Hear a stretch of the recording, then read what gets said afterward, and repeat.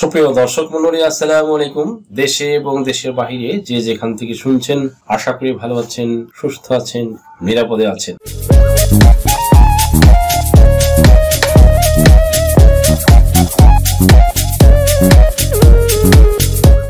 জাতীয় পরিচয়পত্র এনআইডি সংশোধন প্রক্রিয়া নিয়ে বড় সুখবর। জাতীয় পরিচয়পত্র এনআইডি সংশোধন প্রক্রিয়া মানবিক করার কথা ভাবছে নির্বাচন কমিশন ইসি। এজন্য একটা নীতিমালা করার সিদ্ধান্ত নিয়েছে নির্বাচন কমিশন ইসি। বৃহস্পতিবার 30 জানুয়ারি নির্বাচন ভবনে আয়োজিত তৃতীয় কমিশন সভায় এমন সিদ্ধান্ত নিয়ে এএমএম নাসির উদ্দিনের নেতৃত্বাধীন কমিশন। বৈঠকের পর নির্বাচন কমিশনার ব্রিগেডিয়ার জেনারেল অবসরপ্রাপ্ত আবুল ফজল মোহাম্মদ সানাউল্লাহ বলেন, এনআইডি কারেকশন সংক্রান্ত সমস্যা নিয়ে আমরা আলোচনা করেছি। বিভিন্ন ধরনের সমস্যা আমাদের কাছে আসছে, যার কিছু কিছু মানবিক এবং আর কিছু আমাদের কাছে মনে হয়েছে যে আইনগতভাবে যৌক্তিক। তিনি বলেন, আমরা একটা কমিটি ফর্ম করেছি। সংশ্লিষ্ট কমিটি এটাকে রিভিউ করবে এবং সমগ্র বাংলাদেশ থেকে যত ধরনের সমস্যা আমরা পাচ্ছি সংশোধনের জন্য তার সবগুলো রিভিউ করে দেখা হবে কিভাবে এটাকে সহজ করা যায়, আর যেগুলো আইনগতভাবে সম্ভব নয় সেগুলো কিভাবে নাকচ করে দেওয়া যায়। তিনি আরো বলেন, 182টি প্রতিষ্ঠান জাতীয় সার্ভার থেকে সেবা নিয়ে থাকে।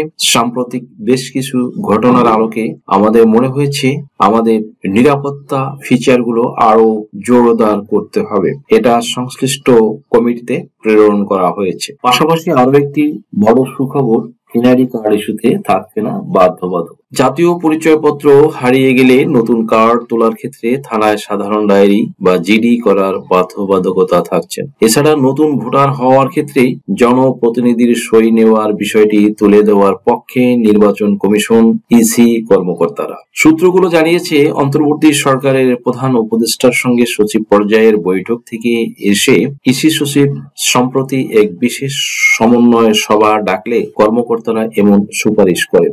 এতে এনআইডি সেবাকে সহজ করার জন্য নীতিগত সিদ্ধান্ত হয়। ইসি সচিব শফিউল আজিমের বুধবার স্বাক্ষরিত ওই কার্য বিবরণীতে বিষয়টি উঠে এসেছে। এতে বলা হয়, সভায় আলোচনায় অংশ নিয়ে কর্মকর্তারা জানান, জাতীয় পরিচয়পত্র প্রাপ্তির আবেদনে ওয়ার্ড কাউন্সিলর বা এ জাতীয় জনপ্রতিনিধির সই নিতে সেবা গ্রহীতাকে বিড়ম্বনা বা হয়রানির মুখে পড়তে হয়। জনপ্রতিনিধির স্বাক্ষরিত সনদ থাকলে এর প্রয়োজন হয় না। এছাড়াও অনেক সময় সেবা গ্রহীতার কাছ থেকে বাড়ি ভাড়ার চুক্তির কাগজপত্র সহ অন্যান্য কাগজপত্র চাওয়া হয়, যা সেবা গ্রহীতার পক্ষে সরবরাহ করা সম্ভব হয় না।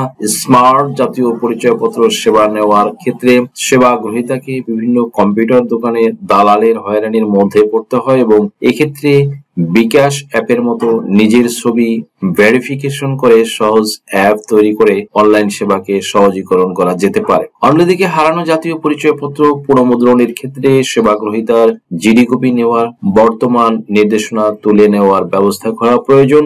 একটি জিডি করতে সেবা গ্রহীতাদের অনেক ভোগান্তির শিকার হতে হয়। কর্মকর্তারা আরো জানান, নির্বাচন কমিশন ও জাতীয় পরিচয়পত্র সেবা সহ যেসব কার্যক্রম করে থাকে এ বিষয়ে যথাযথ প্রচার হয় না বলে সেবা গ্রহীতারা সঠিক তথ্য পান না। এর কারণে তাদের দালালদের শরণাপন্ন হতে হয়।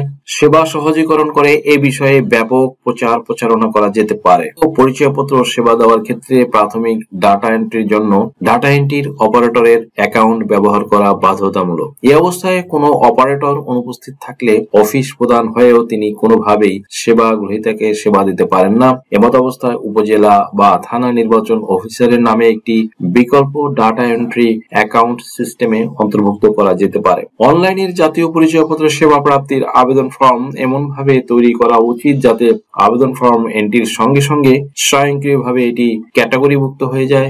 এসব আলোচনার পর এনআইডি সেবাকে সহজ করার লক্ষ্যে যথাযথ ব্যবস্থা নেওয়ার সিদ্ধান্ত নেন ইসি সচিব। সুপ্রিয় দর্শক মণ্ডলী, আশা করি ভিডিওটি থেকে সামান্যতম হলেও উপকৃত হয়েছেন। যদি ভিডিওটি আপনাদের সামান্যতম উপকার আসে তাহলে রিকোয়েস্ট করব চ্যানেলটি লাইক, শেয়ার, কমেন্টস এবং সাবস্ক্রাইব করে পাশে থাকা বেল আইকনটি প্রেস করে দিন, যাতে পরবর্তী ভিডিওর নোটিফিকেশনটি খুব সহজে পেয়ে যান।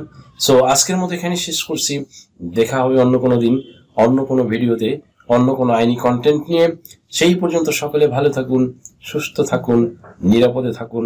আবারও সবাইকে ধন্যবাদ জানিয়ে এখানেই শেষ করছি।